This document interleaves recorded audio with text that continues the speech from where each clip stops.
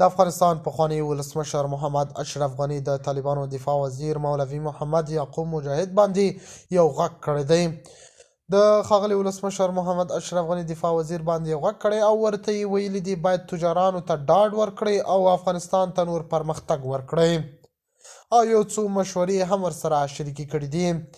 د باور ټي وي چینل درنو لیدونکو سلام ستړي مشئ وخت مو په خیر په سر کې یادونه کوم که باور ټي وي چینل مو نوي سبسکرایب کړه په درنښت سره باور ټي وي چینل سبسکرایب کړئ محمد اشرف غني د دفاع وزیر ته د تجارانو لپاره امنیتي باور راولی د افغانستان پخوانی ولسمشر محمد اشرف غني د افغانستان دفاع وزیر ته جدي غوښتنه کړې چې د افغان تجارانو لپاره امنیتي ډاډ ورکړي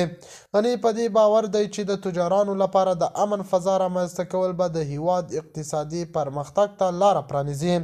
هغه وویل د دفاع وزیر باید په داسې حال کې د تجارانو په وړاندې خپل مسؤلیت ادا کړي چې هغوی ته دا باور ورکړي چې افغانستان کې امنیت شته او د سوداګرۍ لپاره خوندي فضا موجوده ده غني د تجارانو په اړه خپل وړاندیز کې وویل چې افغانستان باید د خپلو شتمنیو او منابعو لپاره د نړۍ په کچه یو مهمه سوداګریز مرکز شي هغه ټینګار وکړ چې د تجارانو تشویش او ډار باید حل شي ځکه چې که دوی افغانستان ته لاړ شي او خپل تجارانو ته هلته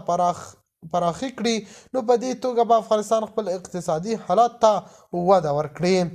غني په ځانګړې توګه دفاع وزیر ته وویل تاسو باید ټول افغان تجارانو ته ډاډ ورکړئ چې د افغانستان په بیلابیلو برخو کې سوداګرۍ لپاره بشپړ امنیت تامین شوی دی که دا نه وي نو څنګه کولی شو چې موږ افغانستان د سولې او اقتصادي پرمختګ پر لور ورولو د